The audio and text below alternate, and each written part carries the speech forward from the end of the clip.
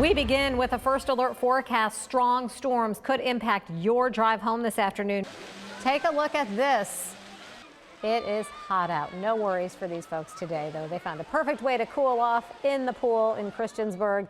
Just ready to be picked. I love the Air 7 vantage points. Brent, it's hard to think about even picking a pumpkin out, though, when it feels like summer out there. No. Flames ripped through the old middle school that's been around for nearly 100 years, and police are looking for the person they believe started the fire on purpose. Emotionally, this is hard. As many of us were sleeping, an iconic piece of Bedford history was burning. It's a landmark.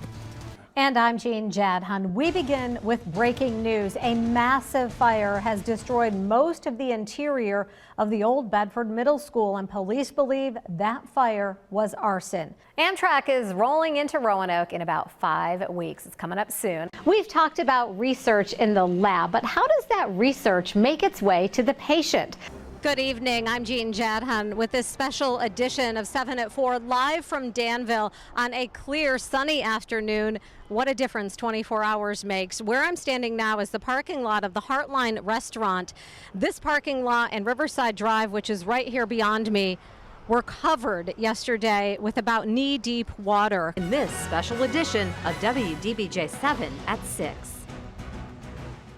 Good evening. I'm Jadhon, live from the campus of Liberty University and Williams Stadium, where President Donald Trump spoke this morning. The president arrived on schedule this morning. He says with just one seat, he could expand Medicaid. How realistic is that? We'll start with Chief Jones. What are you seeing? What are your officers seeing out on the front lines every day when it comes to opioids?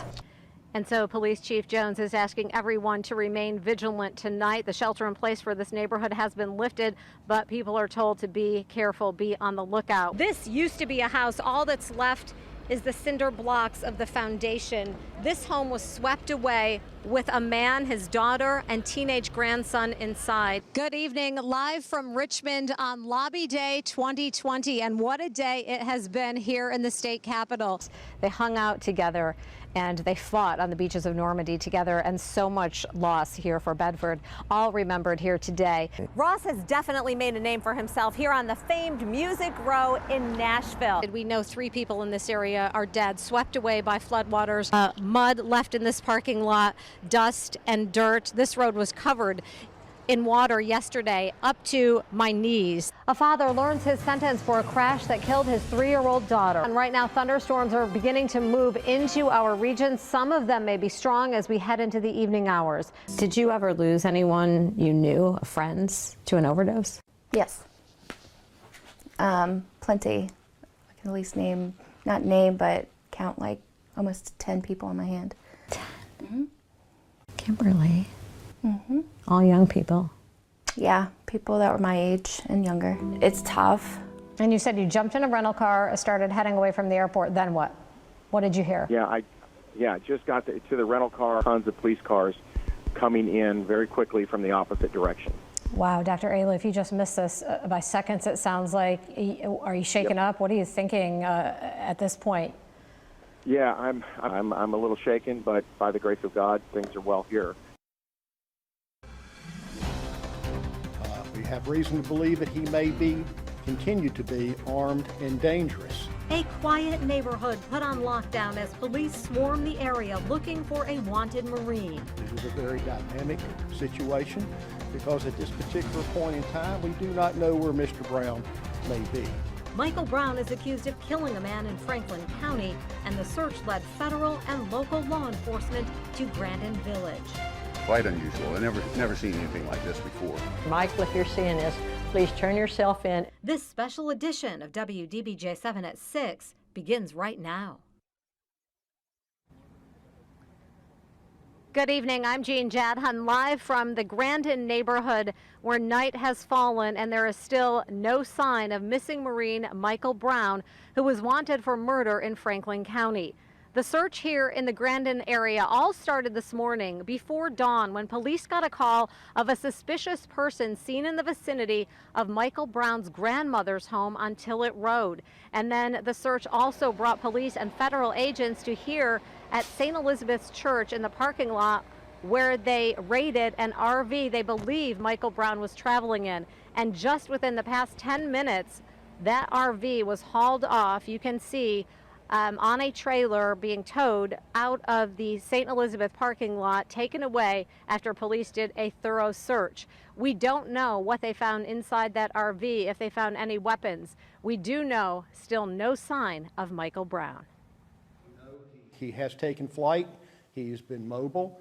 We have information that he has military training, and if he is confronted or pushed into a position to where he feels like he has no other alternative, then he may use force.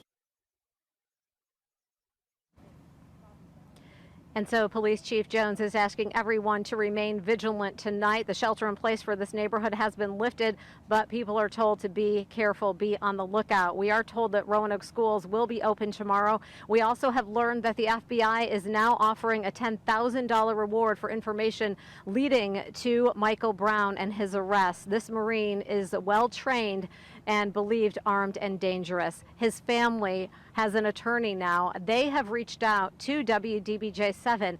My colleague Leanna Scicchetti spoke with a family attorney today, Deborah Caldwell-Bono. What is she trying to say to people tonight? Well, she reached out to our newsroom, Jean, forward peacefully so this does not have a violent end to it. I think that is what everyone is hoping for. Leanna Scicchetti, thanks for that part of the story.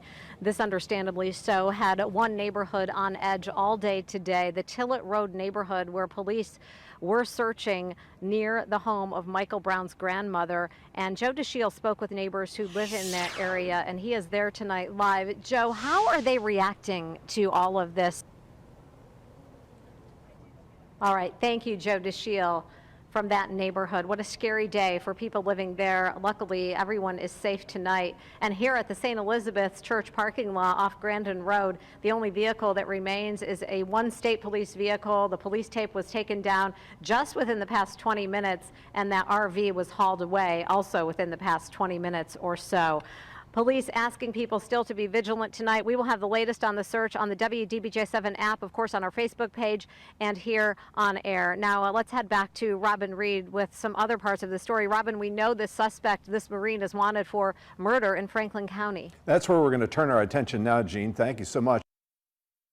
The Bedford police chief now confirms that fire was set intentionally. Crews spent hours fighting the flames from early this morning, and they are still monitoring hot spots. The building is empty. It has been since 2018, but it had been a school for 92 years before that, serving as an elementary school, a high school, and most recently a middle school. We spoke with one girl who was in the last middle school graduating class. It'll definitely put a toll on the life of Bedford. It's kind of upsetting because I know where they were going to go with it. Now, right now, firefighters are monitoring hot spots in that building. WDBJ7 has been following this story from the very beginning, from very early this morning. You can see all of our coverage so far on our website, our news app, and our Facebook page. Be sure to stay with us for more coverage throughout the evening.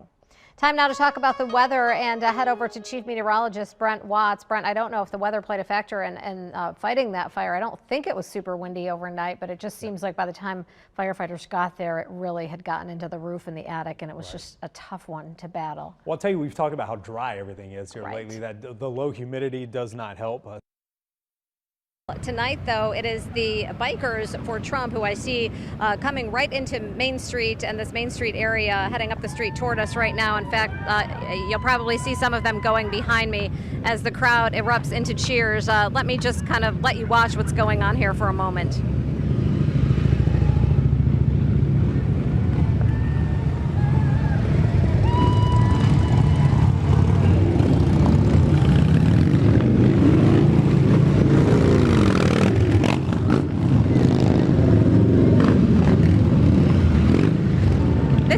Bikers for Trump. They told me they had a ride scheduled and in the works all along.